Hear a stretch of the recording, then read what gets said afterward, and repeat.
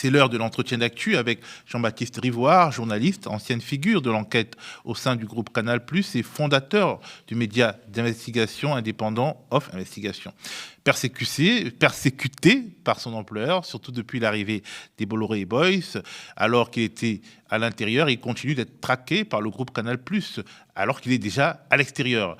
Poursuivi et condamné par les prud'hommes pour ne pas avoir gardé le silence absolu après son départ, Jean-Baptiste Rivoire devra se battre pour ne pas sombrer personnellement et sauver son jeune média qui dérange déjà les puissants. Dans quelques secondes, on parlera de ses combats, de son actualité, aussi de celle de Off Investigation, tout en évoquant la décision du Conseil d'État, enjoignant l'Arcom à plus de vigilance quant à l'équilibre pratiqué par les chaînes de la TNT, ainsi que la commission d'enquête parlementaire sur justement les fréquences de la TNT.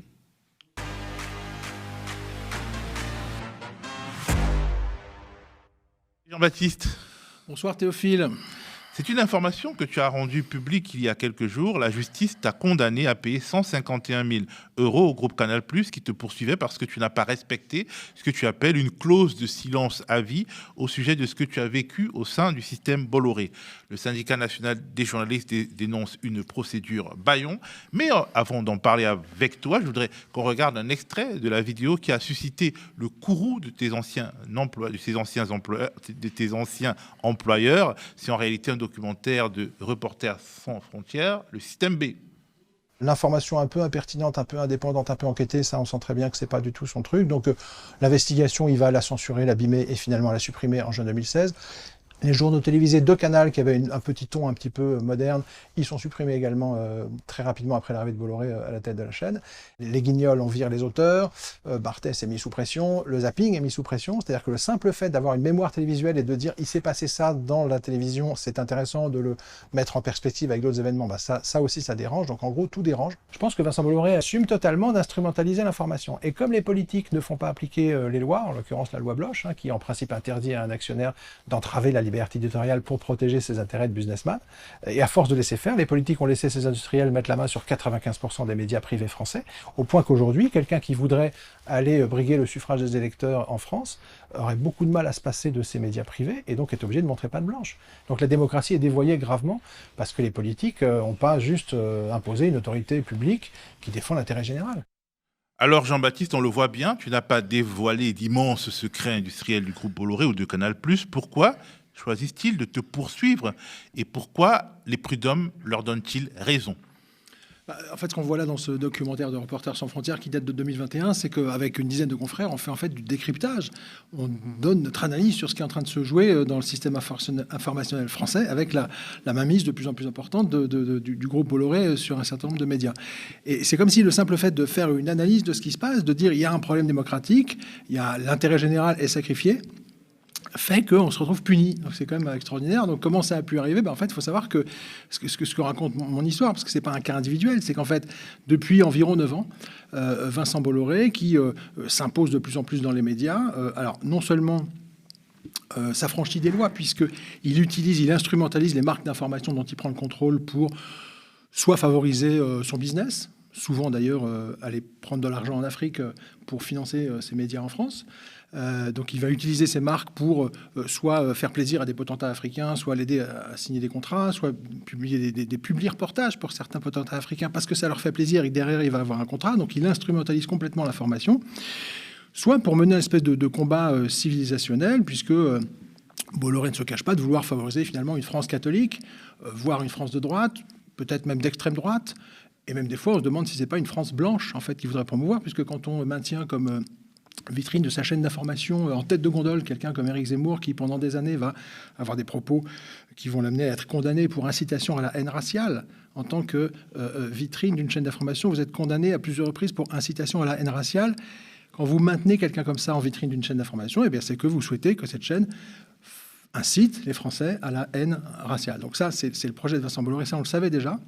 Ce qui est intéressant et nouveau dans cette affaire, c'est que ça montre qu'en fait, non seulement il fait ça, mais en plus, il organise en fait une espèce d'omerta généralisée où il ne faudrait pas raconter ce qu'il a fait. Ce qui est quand même ça va quand même plus loin que ce qu'on pensait. Et je dis ça parce que depuis 6-7 ans, j'ai eu énormément de témoignages du fait qu'il contraint, il incite, il pousse un certain nombre de gens, et pas que moi, et je pense qu'on est plusieurs dizaines, voire plusieurs centaines, de journalistes, syndicalistes, auteurs, à avoir été contraints de signer en fait ces espèces de clauses de silence, parce que sinon, vous ne sortez pas de l'entreprise normalement, vous n'avez pas forcément vos indemnités légales. Donc en fait, il a acheté au fil des années le silence de centaines et de centaines de personnes dans le plus grand secret, parce que si une personne révèle qu'il y a une clause de silence, eh bien, la clause s'effondre, elle doit rendre l'argent. Et donc, c'est ce qui t'arrive. C'est ce qui m'arrive. Et donc, on a un problème non seulement de perversion de la loi en termes de liberté et d'indépendance de l'information, mais en plus, on a l'achat du silence. C'est-à-dire qu'on organise une omerta. Moi, je pense que là, on atteint des niveaux de gravité importants, parce qu'organiser une omerta, je sais pas, moi, ça me rappelle une logique un petit peu mafieuse, quoi, parce que c'est extrêmement grave de dire non seulement je fais ça, mais en plus, il faut que personne le dise. Et puis, quelque part, il y a aussi une question de liberté d'expression, de droits fondamentaux, parce que les médias, ce ne sont pas les entreprises comme les autres. Évoquer ou analyser ce qui se passe dans des médias, ça relève de la liberté d'expression, et une liberté fondamentale ne peut pas être arrachée à quelqu'un par un accord qu'il a signé, un accord d'ailleurs qui n'est pas très explicite sur ce qu'il a le droit et pas le droit de dire. Alors après, on pourrait se dire, si vous signez ces clauses de silence et vous avez une transaction qui fait que vous obtenez un peu plus d'argent grâce à ces clauses, vous n'avez qu'à vous taire et les respecter. Mais ça serait s'imaginer, c'est ce que Maxime Saada a dit d'ailleurs à l'Assemblée la semaine dernière, mais ça serait faire comme si finalement un employé, il est au même niveau que son employeur, tout le monde est à égalité, puis on négocie à égalité. Mais c'est pas comme ça que ça se passe en fait. Quand vous êtes dans les médias Bolloré, que ce soit le JDD, Paris Match, Canal+, peu importe, si vous voulez sortir avec le minimum légal, c'est-à-dire qu'en France, vous avez le droit de sortir avec une indemnité quand on vous sort, en gros, dans mon cas, la direction m'a dit, c'est simple, si tu veux qu'on te mette dans le plan social, pas de problème, mais il va falloir signer une transaction complémentaire. Et si vous dites, j'ai pas envie de la signer, en gros, vous restez dans votre placard. Donc, vous êtes un petit peu avec un couteau sous la gorge pour signer une transaction complémentaire pour vous faire taire. Et ils ont le souci très étonnant et important de faire signer un maximum de gens ces fameuses clauses. Alors après, pourquoi on peut signer des clauses aussi attentatoires à la liberté ? Elles sont problématiques dans le groupe Bolloré parce que ces clauses existent dans plein d'entreprises, ça n'a rien d'extraordinaire. Mais là, en tout cas dans mon cas, il n'y a pas de limite de temps. C'est-à-dire qu'il ne faut rien dire qui pourrait porter à intention d'honneur, mais sans limite de temps, c'est-à-dire en gros jusqu'à votre mort. C'est ça la réalité. Et puis par ailleurs, Bolloré prend une telle importance dans la démocratie française, dans le système informationnel. Il contrôle tellement de maisons d'édition et de médias que si demain le tribunal de Prud'homme avait raison et qu'il faudrait se taire totalement, en fait, on ne pourrait plus faire notre travail. Moi, excusez-moi, je suis toujours journaliste. Donc oui, il va falloir qu'on fasse notre boulot, qu'on parle des dérives du système informationnel français, qui est grave aujourd'hui, avec des problèmes de racisme, de fake news, de médias qui poussent finalement les Français à se mettre en guerre civile les uns contre les autres. C'est quand même extrêmement grave, c'est un problème majeur, il ne faudrait plus le dire. Donc bien évidemment qu'on va contester cette décision à la cour d'appel avec les avocats pour dire c'est pas possible de faire signer des clauses aussi larges sans limite de temps, c'est pas possible, quoi.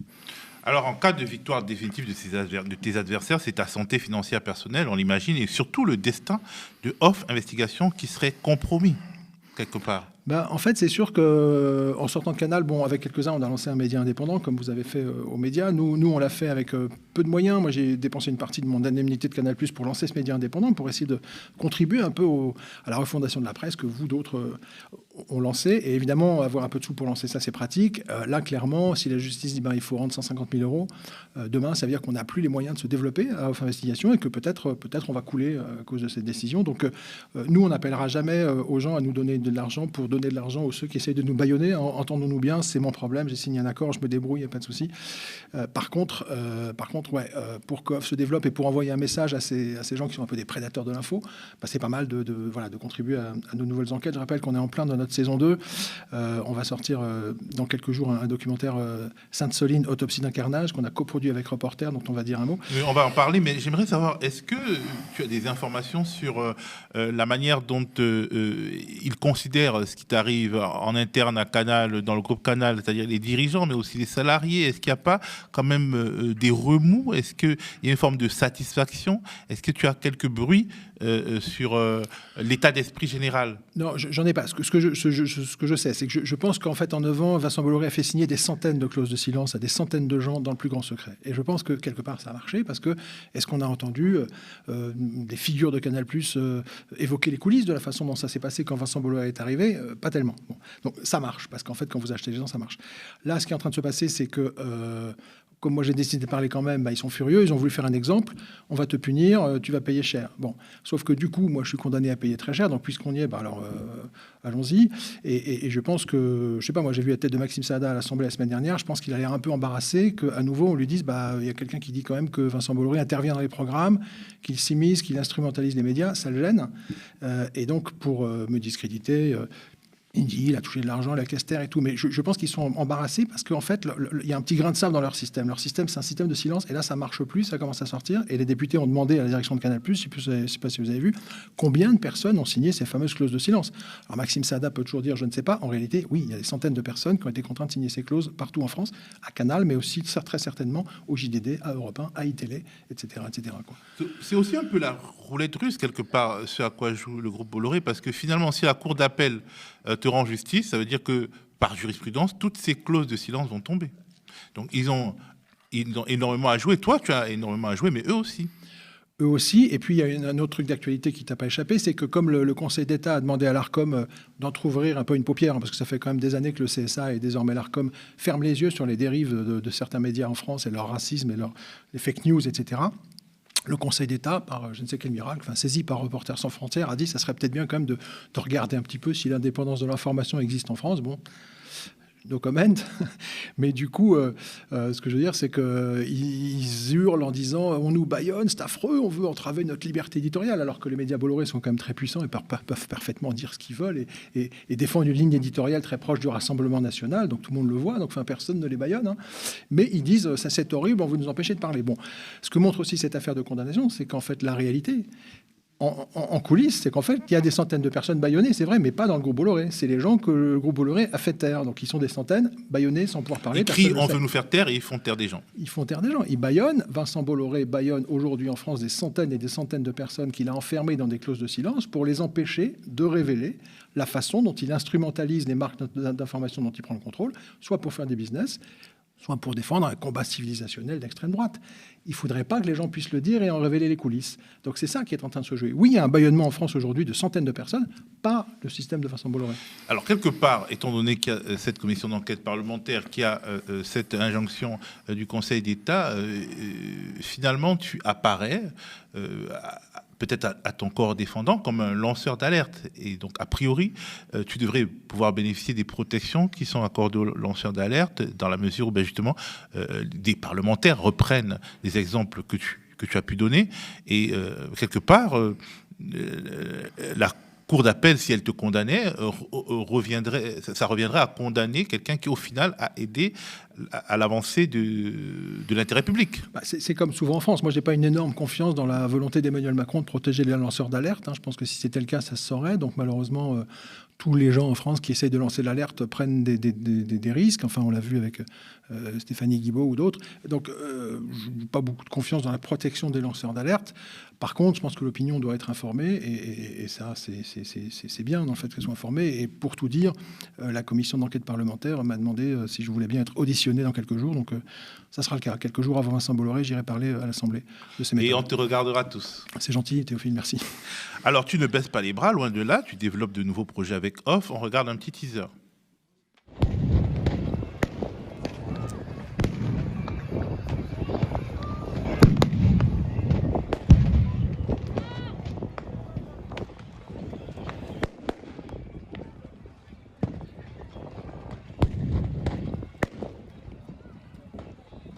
Ça nous habitera jusqu'à la fin de notre vie.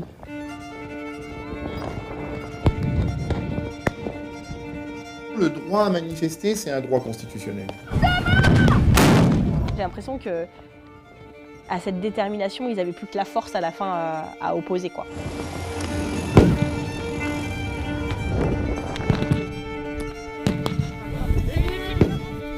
C'est comme un parent qui bat ses enfants, quoi, en fait. Il pense que c'est ce qu'il faut faire, mais c'est pas ça qu'il faut faire, en fait.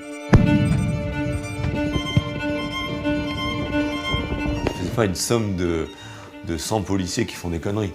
C'est réfléchi.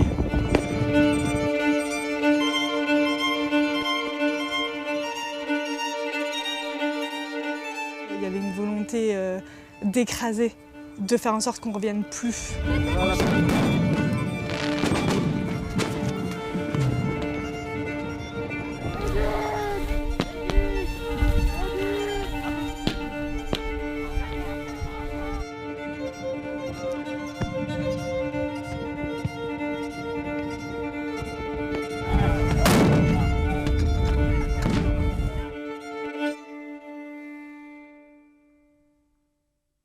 On vient de regarder un teaser de Sainte-Soline, autopsie d'un carnage, qui en réalité fait partie de la saison 2 de Emmanuel, un homme d'affaires à l'Élysée.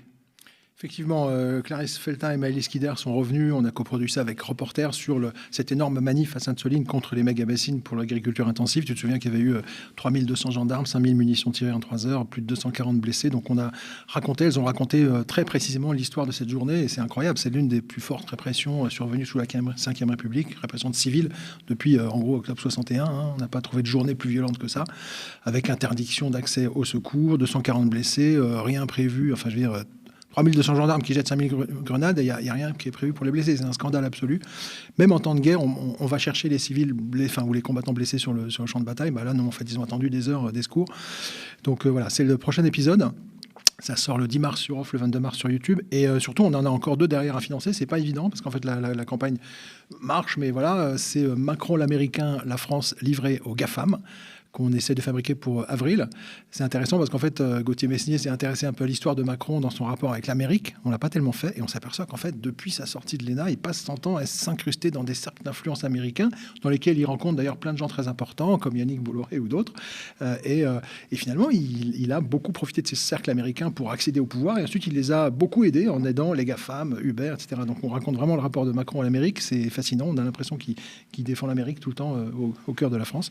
Et puis, un dernier sur Macron et l'extrême droite, parce que tu te souviens que quand il a été réélu en 2022, il a dit je vais être la barrière, le machin. Bon, en fait, il est en train de faire des clins d'œil, des appels du pied permanents à l'extrême droite en ce moment, au point qu'elle est très très très haut dans les sondages. Donc c'est assez inquiétant. C'est un dernier sujet qui sera signé Thierry Vincent, Daphné Deschamps pour le mois de mai, mais il faut que la campagne reprenne un peu quoi. Ok, ben voilà. Si vous, comme nous, vous êtes impatient de regarder ces documentaires-là, en fait, il faut aller sur le site de Off Investigation et faire le geste qui fait avancer l'information. Jean-Baptiste, je voudrais qu'on évoque aussi les soucis de CNews et de C8 d'ailleurs, après l'injonction faite à l'ARCOM par le Conseil d'État et aussi la commission d'enquête parlementaire sur les attributions de fréquences TNT. On commence par l'injonction faite à l'ARCOM par le Conseil d'État. Le Conseil d'État a demandé à l'ARCOM, le régulateur des médias, de renforcer son contrôle sur la chaîne CNews, qui, rappelons-le, fait partie du même groupe qu'Europe 1. En clair, la plus haute juridiction administrative, saisie par Reporters sans frontières, veut que l'ARCOM contrôle davantage le pluralisme et l'indépendance de l'information sur CNews. Vous votez à droite ou à gauche? Il va falloir le dire, mon vieux, parce que ça commence à... et puis, les sujets que vous traitez, il va falloir, le comité de censure, il va falloir passer à la caisse. Alors, Jean-Baptiste, persécution politique ou scène remise au clair? Il se trouve que le Conseil d'État, je crois, ne fait que rappeler la loi. C'est que quand un actionnaire de presse utilise un canal de diffusion gratuit qui lui est confié par la puissance publique, grâce à nos impôts quand même, il est censé respecter certaines règles du jeu, pluralisme, indépendance de l'info. Donc, ce qui se passe depuis quelques années, c'est que certains opérateurs de chaînes d'info ne respectent plus ça. Et je voudrais dire un mot, il n'y a pas que Bolloré, on parle beaucoup de lui, mais enfin, la ligne éditoriale de BFM TV I24 sur ce qui se passe à Gaza depuis des mois est pas proprement scandaleuse. On a l'impression vraiment d'avoir les porte-paroles de Netanyahou en permanence dans une chaîne d'info en France. Moi, ça me pose également un énorme problème. Donc, en fait, ça fait longtemps, finalement, que pluralisme, indépendance de l'information, c'est pas vrai, en fait. Ça marche pas comme ça, même si c'est la loi. Donc là, le Conseil d'État dit, ça serait bien quand même de se souvenir qu'il y a des lois en France. Bon, l'ARCOM n'a pas l'air... très, très à l'aise avec cette injonction, parce que l'ARCOM laisse faire ses dérives depuis des années, donc je ne sais pas si ça va changer grand-chose. Ça rappelle qu'en fait, on a un énorme problème de pluralisme et d'indépendance de l'info, notamment dans les chaînes d'info en France. Après, est-ce que ça va changer grand-chose? Moi, je ne suis pas très optimiste, parce que je pense qu'Emmanuel Macron s'accommode extrêmement bien de ces dérives médiatiques qui, finalement, servent son pouvoir. Le problème, c'est que, voilà, là, il y a tout d'un coup, et Reporters sans frontières et le Conseil d'État qui rappellent qu'on est en pleine dérive. Donc heureusement, il y a une commission d'enquête parlementaire qui va un petit peu questionner les responsables de ces médias, les mettre en lumière leurs pratiques, essayer de le faire, c'est très bien, ça informe l'opinion. Après, voilà, je ne suis pas certain que CNews perdra son canal TNT. Mais voilà, dans tout ça, pour moi, il y a un peu une part de naïveté, c'est de s'imaginer que des grands actionnaires qui contrôlent des médias vont le faire avec un souci de l'intérêt général, de l'honnêteté, de l'éthique. Moi, j'y crois pas. Je pense que les grands industriels qui prennent le contrôle des médias, c'est pour les instrumentaliser, c'est pour peser sur les politiques, c'est pour défendre leur business. Donc tant qu'on n'aura pas en France une réorientation au minimum de l'argent l'argent des citoyens vers les médias indépendants, donc on n'arrêtera pas de financer les Bernard Arnault et compagnie. Bernard Arnault, c'est un de ceux qui recueille le plus d'argent public, des millions d'euros de notre argent des impôts pour financer ces journaux, Le Parisien et Les Échos. Tant qu'on ne sortira pas de ça, de toute façon, il y aura une complicité objective entre Macron et ses grands propriétaires de presse pour finalement favoriser la propagande et défavoriser l'information. Donc, Mais justement, est-ce qu'on faisait une sorte de focale sur Vincent Bolloré? C'est pas faire une sorte de focale sur Vincent Bolloré, ce n'est pas rendre service à Bernard Arnault, Patrick Drahi et peut-être demain un autre oligarque qui va prendre le contrôle de médias. On pense par exemple à la famille Saadé qui est devenue une des familles les plus riches de France après la période post-confinement. Rodolphe Saadé qui pourrait être le futur propriétaire du groupe BFM. Est-ce que c'est tactiquement, est-ce que c'est le meilleur angle d'attaque que de focaliser sur Bolloré? Je suis d'accord, moi, qu'il faut faire, paradoxalement, parce que il faut faire très attention à ne pas tout le temps parler de Bolloré, parce qu'en fait, Bolloré, c'est une caricature, mais au fond, le système est perverti globalement pour tous ces grands propriétaires de presse. Tous, plus ou moins, instrumentalisent les médias pour protéger Macron ou défendre leur business ou empêcher qu'on enquête sur leur business. C'est vrai pour Bernard Arnault, c'est vrai pour Patrick Drahi. Bon. Donc, c'est un système profondément pervers. À force de se focaliser que sur Bolloré, on oublie que c'est un problème systémique. C'est pas le problème d'un homme. Bon, Bolloré, c'est le plus caricatural de tous, mais ils fonctionnent tous plus ou moins comme ça, souvent plus hypocritement. Bon, lui, il casse la baraque, il dit allez-y les gars, on y va, on peut tout péter, de toute façon il se passe rien. Puis effectivement il se passe rien. Mais en fait ils sont tous comme ça. Donc oui, le problème est beaucoup plus structurel que ça, et je pense qu'il est temps que la France s'interroge un peu, parce que une société qui n'a pas une information à peu près correcte, à peu près éthique, à peu près indépendante, et si possible à peu près financée par les citoyens, à mon avis c'est une société profondément malade. Ça sert à rien de parler pendant des heures avec des gens pour essayer de les convaincre s'ils sont abreuvés tous les jours par de la propagande qui leur vient de chaînes de télé manipulées par des industriels qui soutiennent le président. Comment voulez-vous que les gens soient correctement informés? Donc là, il y a un problème. La France est malade de sa mauvaise information. C'est extrêmement important d'assainir tout ça et de revenir à des médias beaucoup plus indépendants des grandes puissances d'argent, quoi. Alors, je voudrais qu'on regarde quelques images donc, de la commission d'enquête sur les fréquences TNT et à l'occasion de laquelle il y a des auditions de responsables du groupe Bolloré. On regarde. La première question à vous, Monsieur Saada. Considérez-vous que Canal remplit des missions d'intérêt public? Je ne suis pas sûr de comprendre la question, ça commence mal. Mon objectif, moi, est de satisfaire les gens qui s'abonnent et qui payent chaque mois. Est-ce que vous considérez que Canal+ remplit des missions d'intérêt public? Je ne vous demande pas quel est le modèle économique, vous l'avez expliqué. Je ne vous demande pas quel est votre projet commercial. Je vous demande, est-ce que Canal remplit des missions d'intérêt public?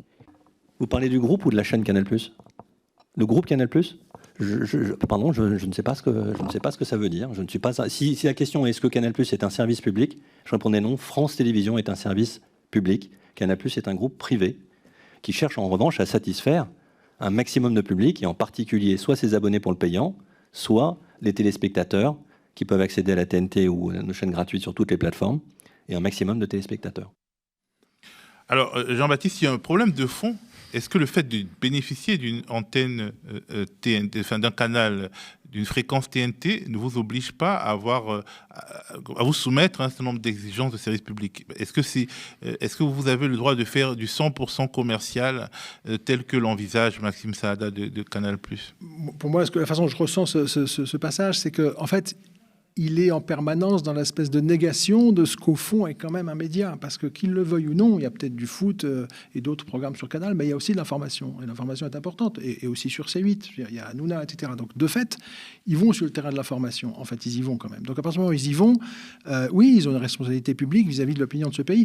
Encore une fois, quand vous mettez comme vitrine de CNews un Éric Zemmour condamné à plusieurs reprises et définitivement par la justice française pour incitation à la haine raciale, ou quand vous mettez un Jean-Marc Morandini qui fait l'objet d'une plainte et qui a depuis été condamné pour des agressions sexuelles sur mineurs, me semble-t-il, ou en tout cas pour des agressions sexuelles, eh bien, vous faites de ces deux personnes des vitrines de votre chaîne d'info, vous avez une immense responsabilité. Donc là, il ne répond pas à la question. La question qui lui est posée, c'est est-ce que vous avez une responsabilité publique en France? Et il fait mine de ne pas comprendre. Oui, bien sûr qu'avec l'information comme ça, ils ont une responsabilité publique et donc ils doivent s'inscrire dans un minimum d'éthique. Ou alors sinon, c'est qu'on fait de la propagande et qu'on veut pervertir l'opinion, quoi. Et donc cette espèce d'incapacité à répondre oui, on a une responsabilité publique et oui, on doit respecter une certaine éthique, c'est insupportable. Je rappelle quand même que les gens de iTélé ont fait un mois de grève en 2016 parce qu'ils voulaient juste qu'on puisse les laisser travailler dans le cadre d'une charte de déontologie et que pendant des semaines, Vincent Bolloré disait non, il n'y aura pas de charte de déontologie. Le mot déontologie, c'est un gros mot chez Bolloré. C'est un énorme problème. Et justement, quand on t'écoute, on a l'impression que finalement, il y a ces deux initiatives, celle du Conseil d'État, celle de la commission d'enquête parlementaire qui a cours en ce moment, mais tu évoques surtout la nécessité de renforcer les médias indépendants. Et ce qui est quand même un peu curieux et qui peut nous interpeller, c'est que les groupes comme Reporters sans frontières, les syndicats de journalistes ne tapent pas assez là où ça fait mal, c'est-à-dire n'évoquent pas assez la possibilité, la nécessité de mieux orienter les aides à la presse vers les médias qui en ont besoin, parce qu'ils sont des médias indépendants, d'offrir peut-être des canaux aussi sur la TNT à des médias indépendants, comme le média On prêche pour notre paroisse, mais de plus globalement redéfinir de l'espace, du périmètre pour les médias indépendants. Ce qui est finalement subversif en réalité, c'est-à-dire accroître la surface des médias indépendants par rapport à celle des médias des milliardaires. Comment tu expliques une forme d'aveuglement? Enfin, nous, on le voit comme ça. Alors, aveuglement ou intérêt bien compris. Je prends deux exemples. Tu as parlé de Reporters sans frontières et des syndicats de journalistes. Concernant Reporters sans frontières, d'où vient une partie du financement de Reporters sans frontières en France? Du gouvernement, des ministères, des macronistes, en fait. Alors, pas que, mais aussi. Beaucoup. Donc ça, c'est quand même une question. Est-ce qu'on peut être une organisation de défense de l'indépendance de la presse face au pouvoir et être financé par le pouvoir? C'est quand même une question. Ce pouvoir-là, en plus, qui n'est pas très...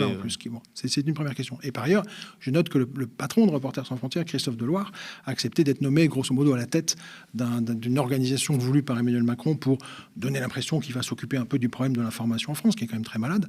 Il a créé les états généraux de la présidentielle de l'information. Enfin, moi, j'appelle ça présidentielle de l'information, parce que c'est des trucs de Macron, avec quelques experts, et puis surtout pas les représentants des journalistes, etc. Donc c'est un truc aberrant. Christophe Deloire accepte d'en faire la vitrine. Donc si vous voulez, Reporters sans frontières, non, on n'est pas tellement engagé en fait dans la dépense des médias indépendants.